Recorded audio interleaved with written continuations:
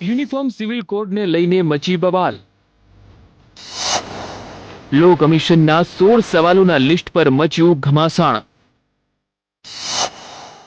આ પ્રશ્નાવલીનો કરશે મુસ્લિમ પર્સનલ લો બોર્ડ બહિષ્કાર. 3 વાર તલાક પર ધર્મ સંકટ. 68 વર્ષમાં આખરે પ્રથમવાર કેન્દ્ર સરકારે લો કમિશન પાસે એક રિપોર્ટ માંગ્યો છે. દેશના દરેક નાગરિક માટે એક જેવો પર્સનલ કોડ હોવાની વાત પર હવે કેન્દ્ર સરકાર મક્કમ બની ગઈ છે. મોદી સરકારે લો કમિશનને આ કોડ લાગુ કરવા માટે તમામ પાસાઓ પર વિચારણા હાથ ધરવાના પણ આદેશ આપ્યા છે. તેને લઈને જ લો કમિશને નાગરિકોની સલાહ લેવા માટે 16 સવાલોની લિસ્ટ તૈયાર કરી છે. જો કે આ 16 સવાલોના લિસ્ટથી મુસ્લિમ પર્સનલ લો બોર્ડ સખત નારાજ છે, કારણ કે આ સવાલોની સૂચિમાં મુસ્લિમ દ્વારા અપાતા તલાકને પણ સામેલ કરાયો છે. 3 તલાક મુદ્દે મુસ્લિમ પર્સનલ લો બોર્ડે કેન્દ્ર સરકાર સામે નારાજગી વ્યક્ત કરી છે. બોર્ડ સાથે સંકળાયેલા હજરત મૌલાના વલી રહેમાનીએ જણાવ્યું કે તેઓ યુનિફોર્મ સિવિલ કોડનો બહિષ્કાર કરશે.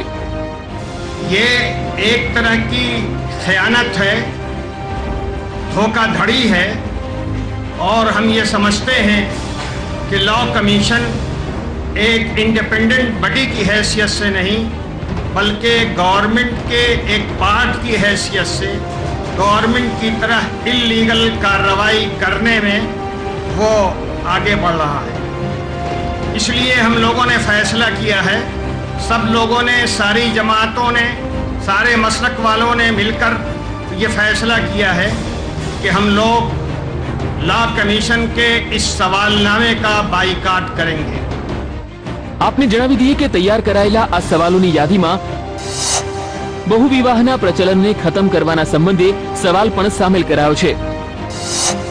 મુસલમાનોમાં પુરુષને 4 લગ્નો કરવાની છૂટ છે. આ સંબંધે કમિશનનો સવાલ છે કે શું આ છૂટને સંપૂર્ણ રીતે ખત્મ કરી દેવી જોઈએ કે પછી તેના ઉપર કોઈ પ્રકારની લગામ લગાવવી જોઈએ. આ તરફ મૈત્રી કરાર પણ યોગ્ય છે કે કેમ તેને લઈને પણ સવાલ કરાયો છે. તો બીજી તરફ મુસ્લિમ મહિલાઓને 3 વાર તલાક કહીને તેના લગ્ન જીવન પર સવાલ ઉભા કરવા કેટલા યોગ્ય તેવો પણ સવાલ સૂચિમાં સામેલ છે. ત્યારે શું છે યુનિફોર્મ સિવિલ કોડ, તેના પર ચર્ચા કરીએ. તો યુનિફોર્મ સિવિલ કોડ એટલે દેશના તમામ નાગરિકો માટે એક જેવો પર્સનલ કાયદો. બંધારણની કલમ 44 મુજબ યુનિફોર્મ સિવિલ કોડને લાગુ કરવાની રાજ્યની જવાબદારી છે. હાલ હિન્દુ અને મુસલમાનો માટે અલગ અલગ પર્સનલ કાયદો છે, જેમાં પ્રોપર્ટી, ડિવોર્સ, વારસદાર વગેરે સામેલ છે. યુનિફોર્મ સિવિલ કોડ પર રાજકીય ક્ષેત્રે ચર્ચાઓ થતી રહે છે. તેને હંમેશા સેક્યુલરિઝમની ચર્ચામાં સામેલ કરાય છે. ભાજપ હંમેશથી તેની તરફેણમાં રહ્યું છે, જ્યારે કોંગ્રેસે તેનો વિરોધ કર્યો છે. ત્યારે આપને એ પણ જણાવી દઈએ કે હાલમાં મુસ્લિમ, ઈસાઈ અને પારસી સમુદાયનો પર્સનલ લો છે, જ્યારે હિન્દુ સિવિલ લો હેઠળ હિન્દુ, શીખ, જૈન અને બુદ્ધ આવે છે. અને તમામ ધર્મના લોકો પોતપોતાના આંતરિક કાનૂન હેઠળ કોઈ પણ કેસની સુનાવણી કરતા આવ્યા છે.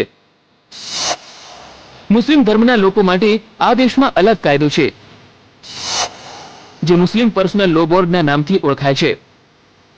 યુનિફોર્મ સિવિલ કોડને લઈને હાલમાં સરકાર અને મુસ્લિમ પર્સનલ લો બોર્ડ આમને સામને આવી ગયા છે.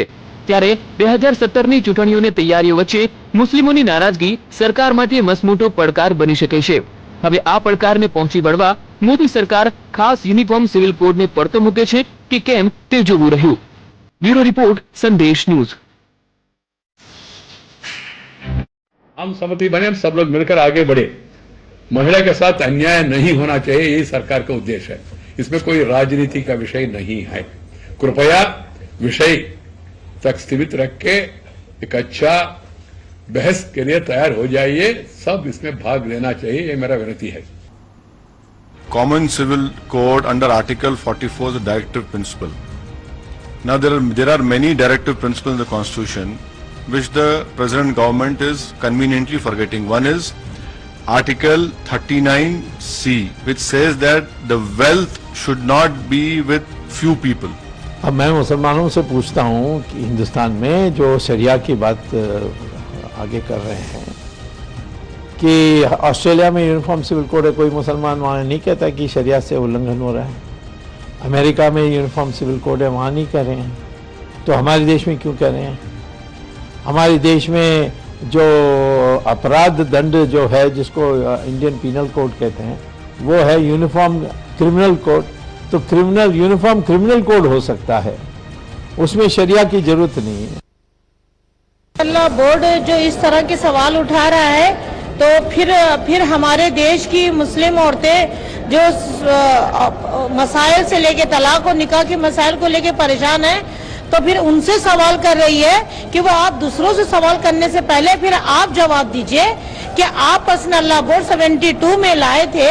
आपने औरतों के निकाह और तलाक और खुला और विरासत के मामले को लेकर के जब बोर्ड गठित किया था, तब क्यों नहीं आपने अपने दरवाजे दारुल कज़ा के लिए, आम औरत और मजबूर औरत के लिए, उस बाप के लिए, उस भाई के लिए क्यों नहीं दरवाजे खोले, क्यों नहीं काउंसलिंग किया? अपनी जिम्मेदारी से पर्दा डाल रहे हैं। लगता है कि ये all India Muslim law board ही राजनीतिकरण कर रहा है। संविधान में स्पष्ट है कि ऐसे प्रयास करना चाहिए कि यूनिफॉर्म सिविल कोड आए, तो जो संविधान में शुरू से ही है उसको नजरअंदाज क्यों करना चाहते हैं वो?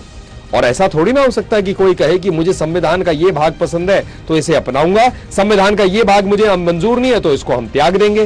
नहीं, ठीक है, कोई बात थोपी नहीं जा सकती। देखिए, दो पहलू हैं। All India personal law board का भी ये कहना कि कोई चीज थोपनी नहीं चाहिए, वो भी अपनी जगह ठीक है, लेकिन ये बात भी सही है कि देखिए बदलाव की आवश्यकता भी है। और जहां तक ट्रिपल तलाक का मसला है, ये बात ज्यादातर लोग, खासकर जो प्रगतिशील विचारधारा के हैं, जो चाहते हैं कि समाज में बेहतर बदलाव हो, वो इस बात को मानते हैं कि ट्रिपल तलाक महिलाओं को बराबर का हक या अधिकार नहीं देता है, और कुछ मानों में आज के समाज में बदले हुए संदर्भ में शायद ठीक नहीं बैठता है। ये प्रेस कॉन्फ्रेंस इसलिए की गई थी कि इस मसले पर, यूनिफॉर्म सिविल कोड के मसले पर मुस्लिम एज ए होल अपना व्यू पॉइंट जाहिर कर दें, तो उसी के लिए प्रेस कॉन्फ्रेंस की गई थी। तो वो प्रेस कॉन्फ्रेंस हुई और उसमें पर्सनल लॉ बोर्ड के नुमाइंदे और मेम्बरान के साथ साथ मुख्तलिफ जमातों के जो नुमाइंदे हैं, जो बोर्ड में भी शामिल हैं, लेकिन वो अपनी इंडिविजुअल जमातों की तरफ से भी उसमें मौजूद थे। सबने कहा कि हम यूनिफॉर्म सिविल कोड को रिजेक्ट करते हैं, नहीं मानेंगे। ये पूरा विषय महिलाओं के अधिकारों से जुड़ा हुआ है, और जिस तरह से प्रेस कॉन्फ्रेंस कल की, वो प्रेस कॉन्फ्रेंस में बेहूदगी की सारी सीमाएं पार की गई। जब आपके पास तर्क नहीं होते हैं तो फिर आप कुतर्कों का सहारा लेते हैं। ये देश संविधान से चलता है, देश कानून से चलता है, और रिफॉर्म्स की बात हो रही है। तमाम जो इस्लामिक कंट्रीज हैं, उन्होंने ट्रिपल तलाक पर अपने रिफॉर्म्स किए हैं और उसको समाप्त किया है। सरकार को धार्मिक मामलों में नहीं पड़ना चाहिए, और समाज में जो सुधार होते हैं वो उनके भीतर से होते हैं। कई तरह की खराबियां हर तरह के समाज में होती है, अच्छाइयाँ होती है, खराबियां होती है, लेकिन वो खुद समाज है, उसमें से भीतर से एवोल्यूशन है, भीतर से ही अपने उसमें से एक खुद समाज ही अपने आप को बदलता है।